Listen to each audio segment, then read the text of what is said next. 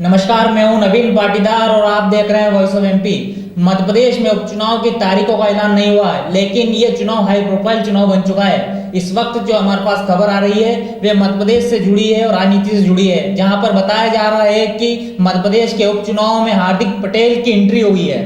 ये इस वक्त की सबसे बड़ी खबर हम बता रहे हैं कि मध्य प्रदेश में 26 सीटों पर जो है उपचुनाव होना है, और जहां पर करीबन 5 सीटें ऐसी है जो पाटीदार समाज के बाहुल्य सीटें हैं, जहां पाटीदार समाज के लोगों का वजूद है। और इनमें से 3 सीटें ऐसी है जहां पर पाटीदार समाज के जो वोटर है वे यहाँ के नेता और यहाँ के विधायक तय करते हैं। ऐसे में 3 सीट हो, जहां पर आपको बता दें कि जहां मध्य प्रदेश में एक एक सीट बहुत महत्वपूर्ण मानी जा रही है, ऐसे में पाटीदार समाज के बाहुल्य की 5 सीटें जो इस चुनाव में महत्वपूर्ण होगी। इस सब अधिक जानकारी के लिए हमारे साथ मौजूद है वरिष्ठ पत्रकार मुस्तफा हुसैन जी, जिनसे जानेंगे किस तरह के अब समीकरण जो है पाटीदार समाज पर आगे टिक चुका है। मुस्तफा जी, वॉइस ऑफ एमपी में आपका स्वागत है।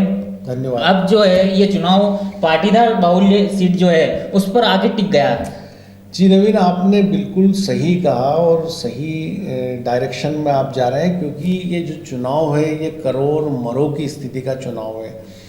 मैं पाटीदार समाज वाली जो आपकी बात है उसमें बात करूं, उससे पहले मैं ख़ास तौर पे एक बात बोलना चाहूँगा कि दोनों ही तरफ से जो है पूरी तरह मोर्चा संभाल लिया गया है, कांग्रेस और बीजेपी की तरफ से। बीजेपी को जो डर सता रहा है वो ये सर्वे का डर है, जो सर्वे मध्य प्रदेश में कराया गया है उसमें आया है कि जो 26 सीटें जहां उपचुनाव हो रहा है उसमें 25 सीटों पे बीजेपी उम्मीदवार चुनाव हार सकते हैं। और एक जो तनाव जो बीजेपी को हो रहा है वो ये हो रहा है कि जो पूर्व मुख्यमंत्री कमलनाथ हैं वो जितने कॉन्फिडेंट दिख रहे हैं वो बार बार ये कह रहे हैं कि चाहे जो हो हम चुनाव जीतने वाले। अभी आखिरी बैठक विधायक दल की जब कमलनाथ ने की थी तो उस मीटिंग में उन्होंने यहाँ तक कह दिया कि अब अगली बैठक राजभवन में शपथ के बाद होगी। तो इससे ये लग रहा है कि कोई ना कोई संजीवनी बूटी या तो कमलनाथ को मिल गई है और कोई ऐसा बड़ा कारण है जिससे कॉन्फिडेंट दिख रहे हैं। अब बात जो पाटीदार समाज की है वो निश्चित तौर पर एक महत्वपूर्ण बात है, क्योंकि वैसे मध्य प्रदेश की 230 सीट में से 65 सीटें ऐसी है जहां पाटीदारों का खासा वजूद है। और उपचुनाव की जो सीटें हैं उनमें 5 सीटें जो बहुत महत्वपूर्ण है, जिसमें सुवासरा, बदनावर, हाटपिपलिया, नेपा नगर और सागर। यदि सुवासरा की बात करें तो करीब 25,000 पाटीदार वोटर है, बदनावर की बात करें तो 40,000 वोटर है, और हाटपिपलिया की बात करें तो वहाँ भी 25,000 पाटीदार वोटर है। तो ये 3 सीटें ऐसी है जहाँ पे पाटीदार निर्णायक है। एक और ख़ास बात कि सुवासरा सीट उस ज़िले से आती है जो किसान आंदोलन की धरती है, जहाँ पे किसान गोलीकांड हुआ था, 6 किसानों की मौत हुई थी। और यही वो धरती है जहाँ पे हार्दिक पटेल आए थे, पाटीदार नेता, जो इस समय गुजरात के कार्यकारी चीफ है। और यही वो धरती है जहाँ से उन्होंने इस पूरे मामले को हवा दी थी और उसके बाद राहुल गांधी वहाँ आए थे। आज वही हार्दिक पटेल कांग्रेस पार्टी का हिस्सा है। तो निश्चित तौर पे जिस धरती पे किसान आंदोलन हुआ वहीं के ज़िले के सुवासरा सीट पे विधानसभा चुनाव हो रहा है, और उस सीट पे पाटीदार बाहुल्य है, वहाँ 25,000 पाटीदार के वोट हैं। तो जाहिर बात है कि पाटीदारों का दखल है और पाटीदार जो है पाटीदार नेताओं का यहाँ पे मजमा लगेगा। और अभी कुछ देर पहले जो हमारी बात हुई थी पाटीदार समाज के पूर्व प्रदेश अध्यक्ष और कांग्रेस के प्रदेश उपाध्यक्ष महेंद्र पाटीदार से, उन्होंने साफ तौर पे कहा कि सुवासरा को उनको प्रभारी बनाया गया है और वे सुवासरा में ही डेरा डालेंगे और वहीं रहेंगे और हर हाल में वो कांग्रेस को चुनाव जिताएंगे। और उन्होंने ये भी कहा कि ये आलाकमान तय करेगा कि हार्दिक का क्या दौरा होगा और कब वो मध्य प्रदेश में आएंगे। लेकिन ये आपकी बात बिल्कुल करेक्ट है, इस समय की बड़ी ब्रेकिंग न्यूज़ आपके पास है कि मध्य प्रदेश के इन उपचुनाव में पाटीदार नेताओं की भूमिका अहम बनती दिखाई दे रही है और वो इस चुनावी अखाड़े में खम ठोकेंगे। और आप वो जो महेंद्र पाटीदार है उनका भी आप अपने दर्शकों को सुना दीजिए कि उन्होंने फ़ोन पे बातचीत पर हमें क्या कहा।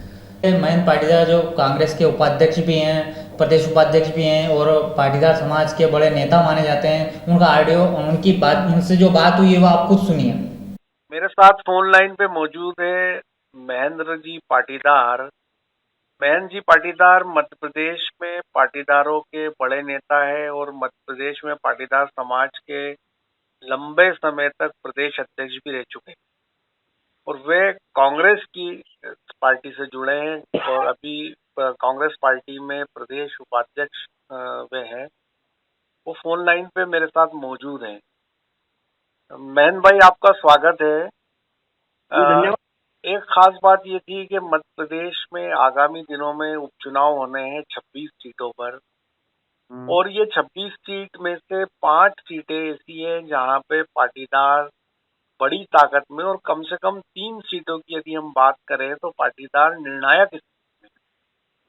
तो इन उपचुनावों में क्या कांग्रेस पार्टी की ओर से आप मैदान संभालेंगे और खास तौर पे जो पाटीदार नेता है हार्दिक पटेल, जो इस समय कार्यकारी अध्यक्ष भी है गुजरात कांग्रेस के, तो क्या वो भी मध्य प्रदेश में आएंगे? मैदान, मुस्तफा भाई, आपको सबसे पहले धन्यवाद कि आपने मुझे याद किया। दूसरा ये है कि मैदान संभालने वाली जहां तक बात कही है, तो मैं किसी भी उपचुनाव में किसी भी सीट से उम्मीदवार नहीं हूं। सबसे पहले तो ये क्लियर कर दूं। दूसरा ये है कि निश्चित रूप से कमान संभालेंगे, हम प्रचार करेंगे। और वर्तमान में मुझे कांग्रेस पार्टी से, मध्य प्रदेश कांग्रेस कमेटी की ओर से बदनावर का जवाबदारी दी गई है, जहां पर मैं अपना कार्य पूर्ण कर चुका हूं और जो मुझे काम दिया था वो मैं अपनी पार्टी को अपनी रिपोर्ट सौंप चुका हूं। साथ ही मुझे मध्य प्रदेश पिछड़ा वर्ग कांग्रेस से सुवासरा विधानसभा का प्रभारी बनाया हुआ है। तो अभी कुछ मेरी एक पारिवारिक गमी का कार्यक्रम चल रहा है, इसलिए मैं नहीं आया हूं, पर एक हफ्ते के अंदर अंदर ही मैं सुवासरा में अपना डेरा डालूंगा और पूरे उपचुनाव भर तक, जब तक चुनाव नहीं हो जाता, सुवासरा में ही रहूंगा। हार्दिक पटेल जी के बारे में जो आपने बोला है, तो हार्दिक पटेल जी के बारे में ये हमारी हाई कमान ही डिसाइड करेगी कि कौन से कार्यकर्ता का, कौन से नेता का कहां पर उपयोग करना है। हार्दिक पटेल जी को अगर बुलाया जाएगा तो निश्चित रूप से वो मध्य प्रदेश में प्रचार के लिए आएंगे। मेन में ये खास बात यह है कि जहाँ पे उपचुनाव होना है, सुवासरा सीट की यदि हम बात करें तो ये वो धरती है जो किसान आंदोलन की धरती है और यहाँ पे 6 किसान भाइयों की जो है वो पुलिस फायरिंग में मौत भी हुई थी और एक बड़ा आंदोलन आप लोगों ने खड़ा किया था, आपने, हार्दिक भाई ने। और ऐसी स्थिति में क्या ये इस उपचुनाव में आपकी और हार्दिक पटेल की भूमिका अहम नहीं हो जाती है कि उसी क्षेत्र के अंदर उपचुनाव होने हैं? क्या कहेंगे आप? वो जो भारतीय जनता पार्टी ने 6 किसानों की बलि ली थी और किसान आंदोलन हुआ था, उसमें 6 में से 4 पाटीदार भी थे और उस समय हमने बड़ा आंदोलन भी किया। क्षेत्र की, मंदसौर नीमच क्षेत्र की जनता को, किसानों को भी बहुत बहुत आभार है कि उन्होंने सहयोग किया था। हम निश्चित रूप से उस चीज को भी उठाएंगे। साथ में अभी इस समय तो क्या है कि जो 2 लाख की कर्ज माफी, जो कर्ज माफी का जो चक्र चल रहा था, उस कर्ज माफी नहीं हुई है, उसमें किसानों को बड़ी दिक्कतें हो गई है। खास करके सहकारिता विभाग वाले अभी जब तक पैसा जमा नहीं कराएंगे, हमें हमारी रबी की फसल के लिए, खरीफ की फसल के लिए, खाद बीज के लिए भी दिक्कतें पैदा कर रहे हैं। ऐसी स्थिति में हार्दिक पटेल जी तो फिर गुजरात में इस समय वो देख रहे हैं, गुजरात के कार्यकारी प्रदेश अध्यक्ष भी उन्हें बनाया है। मैं निश्चित रूप से मंदसौर नीमच क्षेत्र में अपना फोकस इस आंदोलन के बाबत निश्चित रूप से करूंगा और जब जैसे ही हमारे घर में जो गमी हुई है, वो गमी का कार्यक्रम होता है कि मैं आऊंगा वहां पर।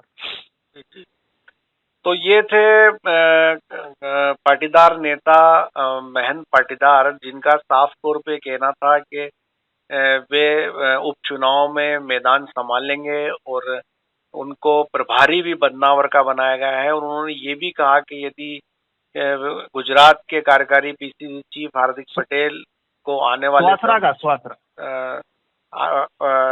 ये थे पाटीदार नेता महेंद्र जी पाटीदार, जिनका साफ तौर पे कहना था कि वे निश्चित तौर पे उपचुनाव में जो है मैदान संभालेंगे और उनको सुहासरा का प्रभारी भी बनाया गया है और वे जल्द ही वहाँ डेरा डालेंगे और तमाम किसानों से जुड़े हुए मुद्दे उठाएंगे। धन्यवाद पाटीदार जी। मुस्तफा जी, एक सवाल और मेरा आपसे है कि सुवासरा पर अगर बात की जाए तो यहाँ पर भी पाटीदार समाज का अच्छा दबदबा है। यहाँ पर पाटीदार समाज ही यहाँ का स्थानीय नेता हो या फिर विधायक वो तय करते हैं। तो यहाँ पर कौन सा नाम अभी तक निकल के आपके सामने आया है कि ये नाम जो है पार्टी इसके ऊपर मंथन कर रही है? देखिए नवीन, सुहासरा सीट की बात करें तो बीजेपी के लिए बड़ी एक अजीब स्थिति खड़ी हो गई है। उसका कारण ये है कि एक तो ये पाटीदार बाहुल्य है और पाटीदार निर्णायक है। अब दिक्कत ये है कि जिस पाटीदार नेता को हरदीप हरा करके विधायक बने थे, राधेश्याम पाटीदार, ये उनकी परंपरागत सीट है। तो पाटीदार बाहुल्य सीट है और पाटीदार का ही नेता बीजेपी से है। तो अब बीजेपी के जो पाटीदार नेता है, निश्चित तौर पे हरदीप डंग के मंत्री बनाए जाने के बाद और उनको विधायक लड़ाने के कारण वो राधेश्याम पाटीदार जो अब तक बीजेपी से यहाँ विधानसभा लड़ते रहे हैं, उनका पत्ता कटने वाला है। अब वो अपनी इस परंपरागत सीट पे कभी चुनाव नहीं लड़ पाएंगे, तो वो नाराज़गी भी लोगों में भारी है। तो अब बीजेपी को एक तो वो नाराज़गी को समेटना है, राधेश्याम पाटीदार को मोबिलाइज करना है कि वो मैदान में आए और वो काम करें। तो एक तरफ बीजेपी की तरफ से तो कैंडिडेट तय है कि हरदीप सिंह डंग जो है चुनाव लड़ेंगे।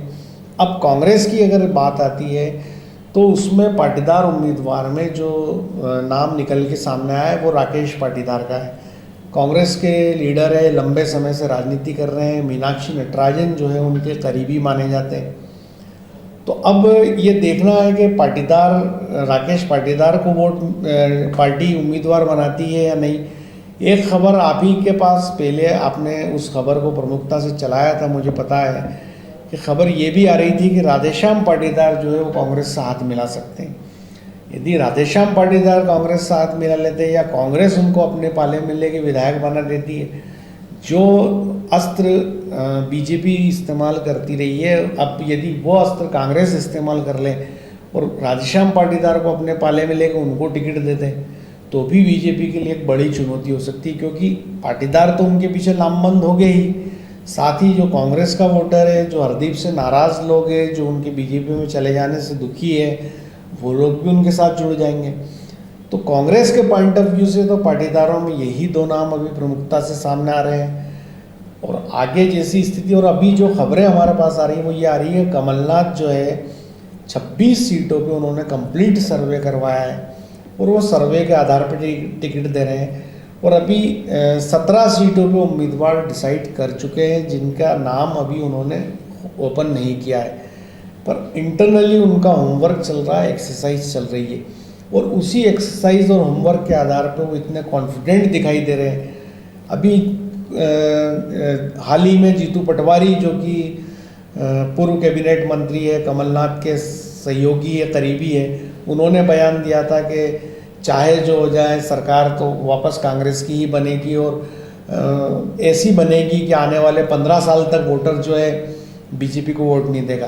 तो कहीं ना कहीं कांग्रेस के पास कोई ट्रम्प कार्ड है, कोई हुक्म का इक्का है जिस पे वो इतने कॉन्फिडेंट है। और जिस तरह से कांग्रेस सोशल मीडिया पे हमलावर है और बीजेपी के साथ दो हाथ कर रही है, तो कोई ना कोई ख़ास वजह है। और वो ये उपचुनाव की तारीख है, जो आपने कहा कि भले ऐलान ना हुआ हो, पर मध्य प्रदेश में पूरा माहौल गर्मा चुका है, सब तरफ माहौल गर्म है। हाँ मुस्तफा जी, ये आपने कांग्रेस की बात की और आपने बताया कि इस तरह की रणनीति जो है कांग्रेस कर रही है, कमलनाथ कर रहे हैं। भारतीय जनता पार्टी के अंदर किस तरह की रणनीति तैयार की जा रही है, क्योंकि वे भी जो है चाहती है कि सत्ता को ना छोड़ पाए? देखिए नवीन, बीजेपी ने भी कुछ कम पीछे नहीं है। वी.डी. शर्मा जो प्रदेश भाजपा अध्यक्ष है, वो बहुत ज़मीनी कार्यकर्ता है, मजबूत संगठक है।